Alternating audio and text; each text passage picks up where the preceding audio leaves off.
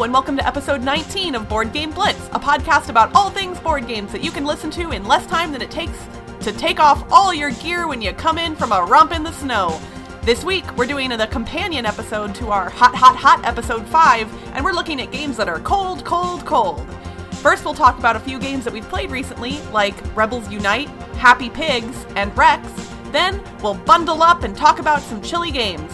And finally, we examine the etymology of the word analysis. And now, here are your hosts, Ambie, Cassadi, and me, Crystal.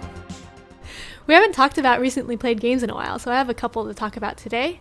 I played Rebels Unite and Robinson Crusoe. So, Rebels Unite is a social deduction party game. I got a review copy from Talk Arts Media, and it's published in 2016. It's for 8 to 20 players. I don't normally have that many players, but I was able to play it a couple times over the holidays. And in Rebels Unite, there's 4 roles: rebels, police, civilians, and spies, and 2 teams, the rebels and the government. And the rebels are trying to get the civilians to join the rebellion.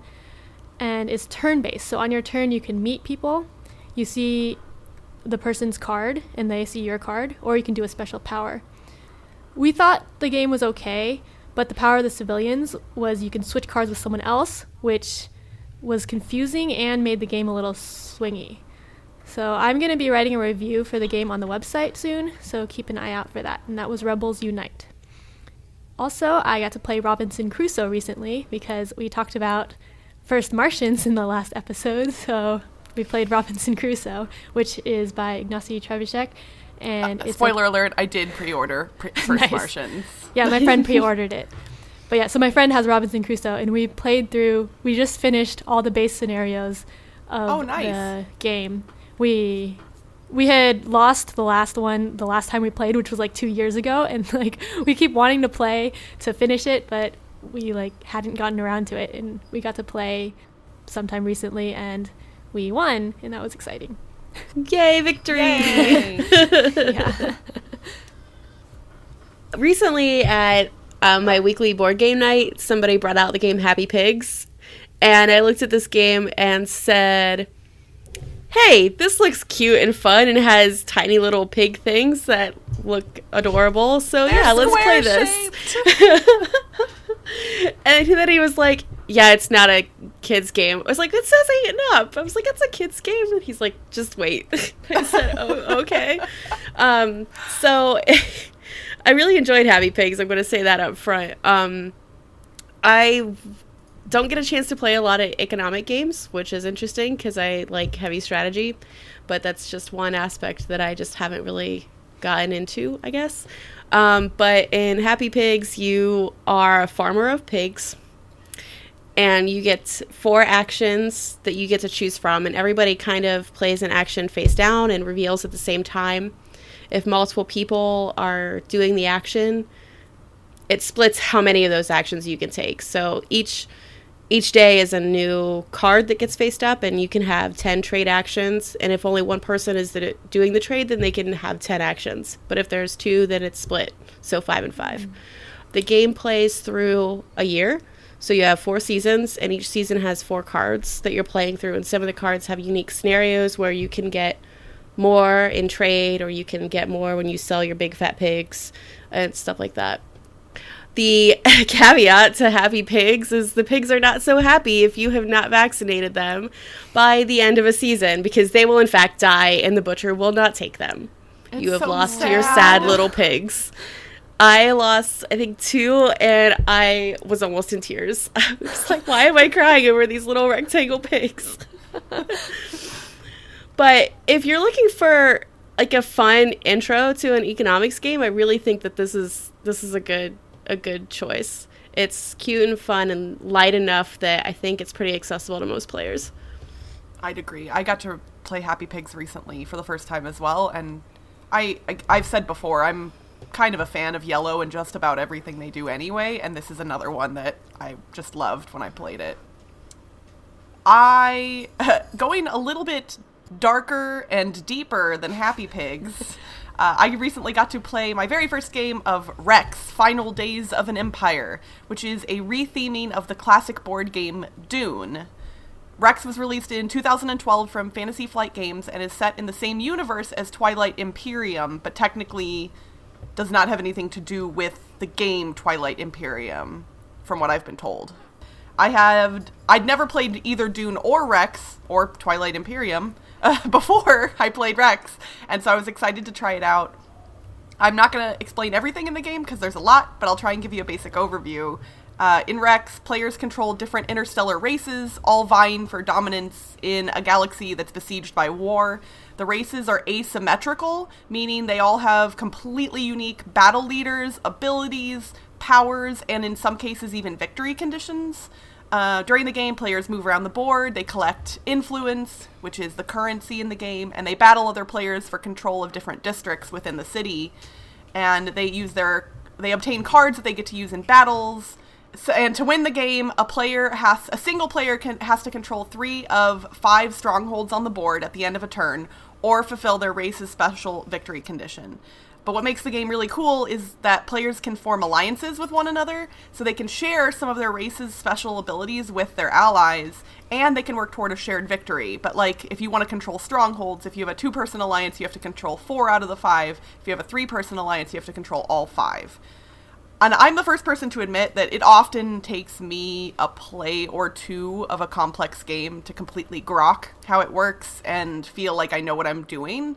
And that can sometimes be frustrating. I don't mind losing, but it sucks when you're like 3/4 of the way through a game and it finally clicks, you know? But with Rex, I don't know if my brain if it worked well or what happened, but everything was surprisingly simple to understand, even though there's a lot going on. It took us a little while to get into it to teach it, but nothing seemed that difficult to understand. The race I controlled was called the Emirates of Hakan, and I know I'm pronouncing that wrong. Somebody don't send an angry email. It's Hacan, however that's pronounced in the Twilight Imperium universe. And my special victory condition was that if no other player had won the game by the end of turn 8, I won the game. And that is totally what happened. I won the game. I was in an alliance with 2 players early in the game, and then later shifted to a new alliance with 2 other players. I controlled a lot of strongholds, so I was kind of in high demand, which was kind of fun. But what's interesting is one of the other races, their special victory condition is that at the beginning of the game, they can predict a player and a round that they think, like, who's going to win and what round they're going to win it in. So if that player had chosen me and round 8, then my win would have been stolen by him. Like, it's multi-layered and kind of meta, and there's a lot of other cool things about the special win conditions and the race abilities that I can't get into. And I can't really fully judge the balance of the game, having only played it once, but it felt very balanced for an asymmetrical game. Obviously, Dune is not beloved for no reason, and this is based on Dune and very similar to it from what I've heard. So, I've been told that you almost always, if possible, want to play with the full player count of 6, which is not often the case in games. But that is when all of the races are present, and it makes things more balanced because some of those races benefit from one another in different ways. So I would highly recommend that you check it out. I loved it. I want to play it again. Probably not too often because it took us like 5 hours to play our first game. But that is Rex, Final Days of an Empire. Now, was the 5 hours including like the teach time or not? Nope.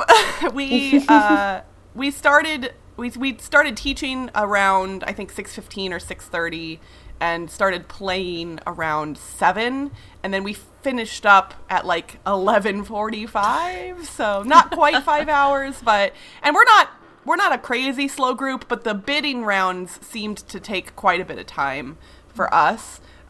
Where you bid on the different cards for the battles. So I don't know if that's completely unique. It says on Board Game Geek that game takes 120 minutes. That will never be true.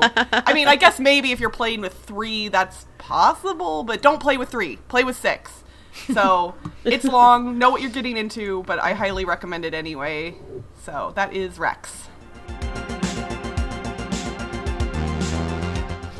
For this week's thematic segment, we are going to talk about games that are related to all things cold or chilly or frozen or any of the above, snowy.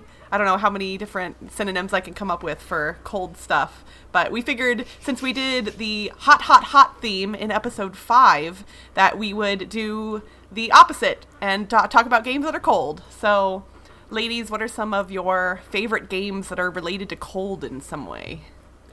My favorite cold game is Disney Frozen Surprise Slides. No, just kidding. And everyone just turned off the podcast. Listenership plummets. Breaking news, Board Game Blitz no longer a good podcast. No, but there's a really cool dexterity game that came out this year called Ice Cool. I think we mentioned it on the podcast before.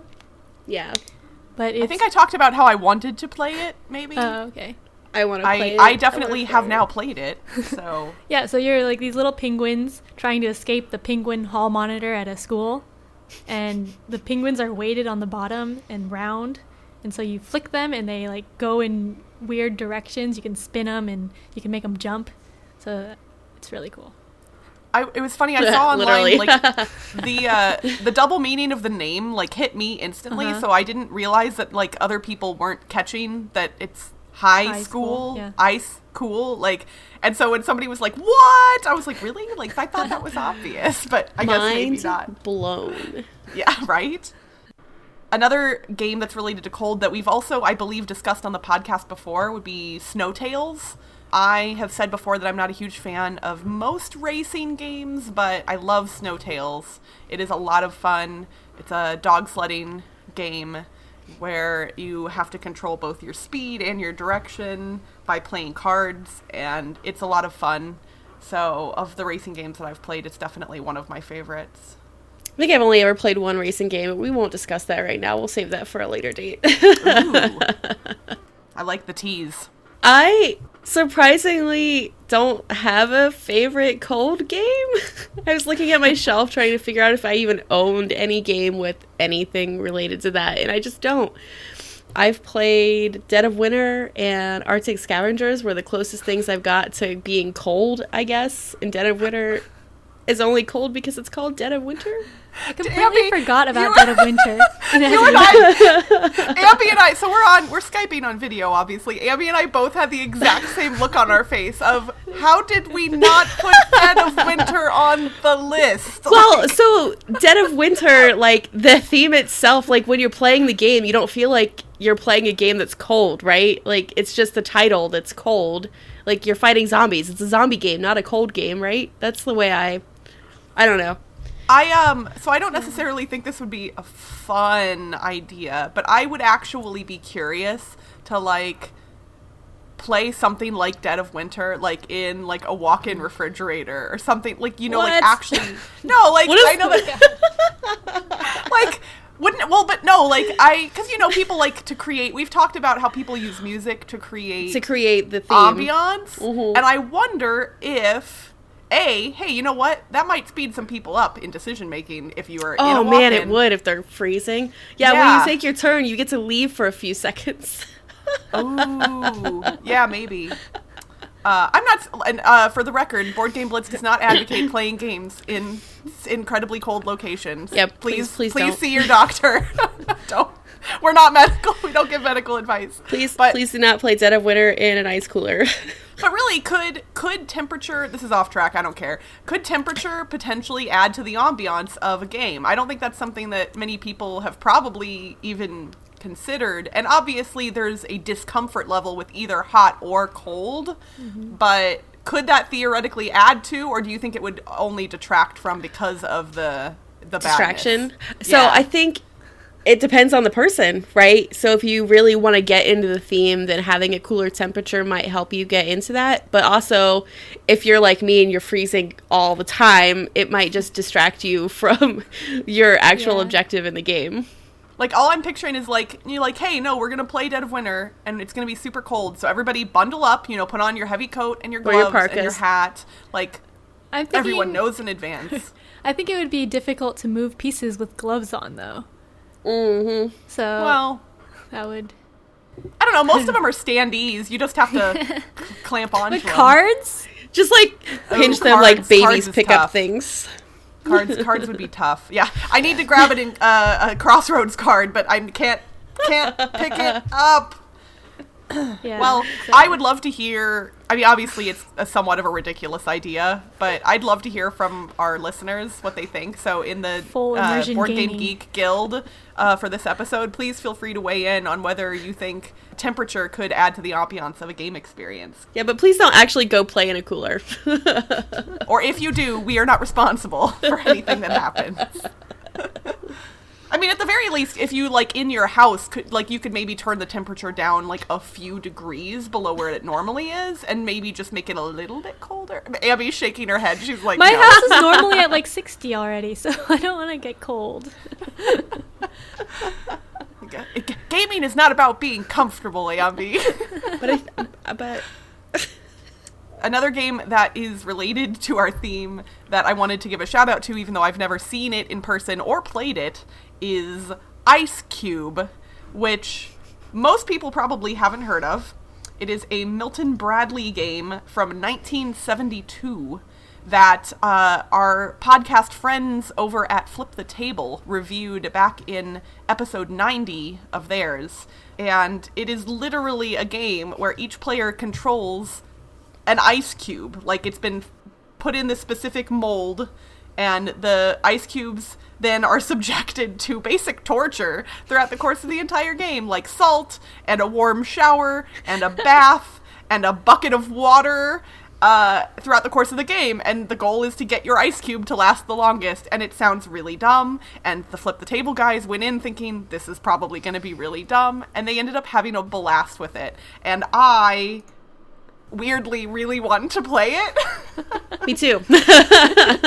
We will put a link in our show notes to episode 90 of Flip the Table. If you are not already listening to their podcast, most definitely check them out. They review what they call the cheesy, weird, and obscure games from gaming history. So it's often older games, and it's usually ones that most people haven't heard of, and they are also comedic geniuses.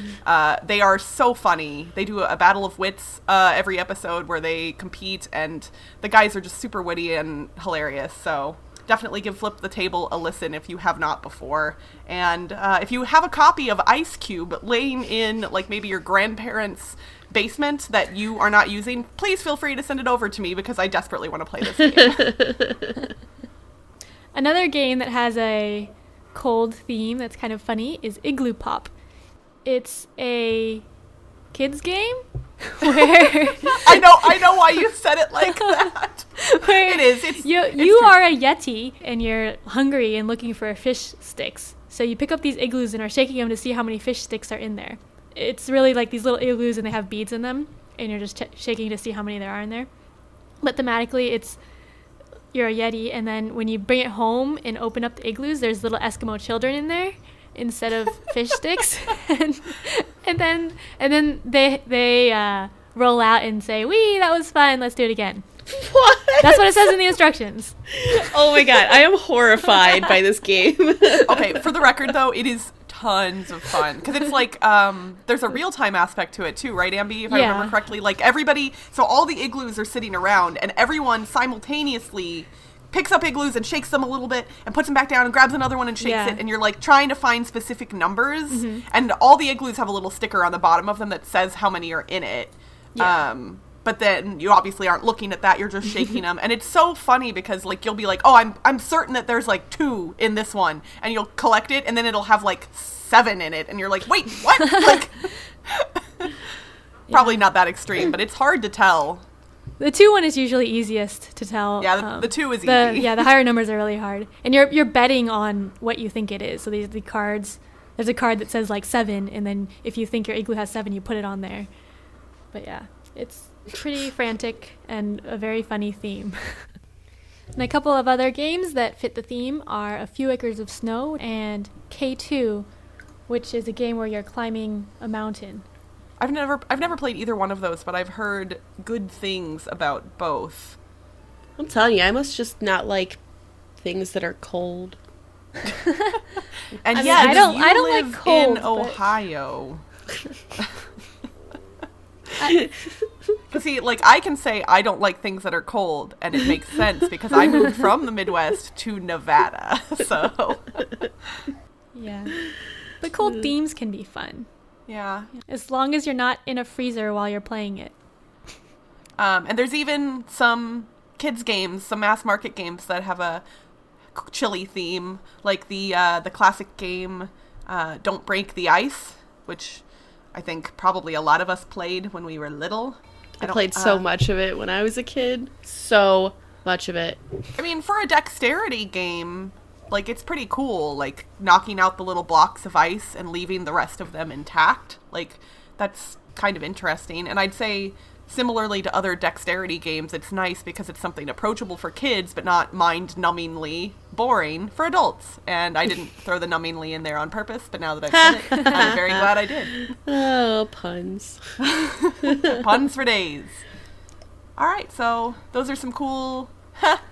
Those are some cool games that are related to coldness. I swear, I've got them all today. It's just happening.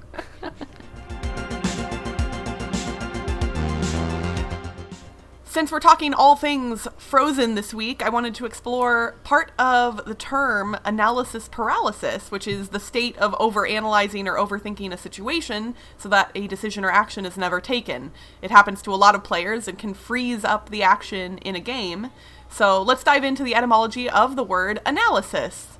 The word analysis originates in the late 16th century via medieval Latin when it meant the resolution of anything complex into simple elements.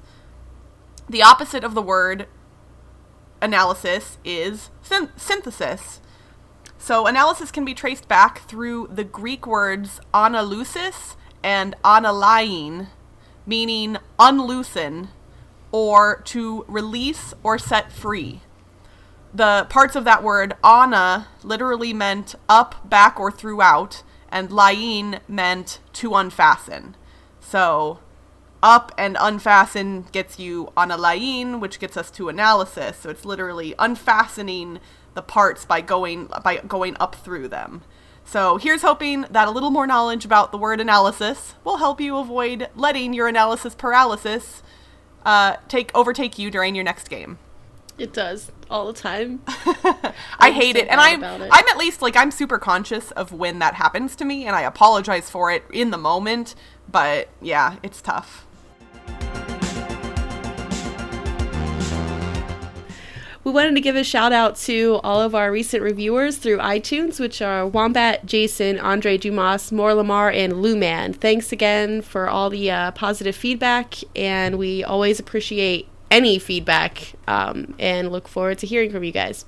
We seriously, we got some major warm fuzzies from some of those written reviews you guys did. Obviously, rating us is the most important part, on the 5-star scale, and we never solicit reviews from people who don't listen to the podcast. All of our reviews are legit. We're only asking you guys because you guys are listening, and those ratings genuinely help our podcast become more visible to other people. So it really, truly means a lot to us when you guys take the time to navigate the ridiculous podcast app to actually leave us a review. So thank you so much from the bottom of our hearts. Thanks. Love you guys. You're the best. And that's it for this week's Board Game Blitz. Visit our website, boardgameblitz.com, to get links to all our social media pages, including our Facebook, Twitter, Instagram, and Board Game Geek Guild. Our theme song was composed by Andrew Morrow. Technical support provided by Toby Mao. Have suggestions for the show or just want to say hi? Shoot us an email at boardgameblitz@gmail.com. Until next time, do you want to book a board game? Come on, let's go and play. Bye, everyone! Bye!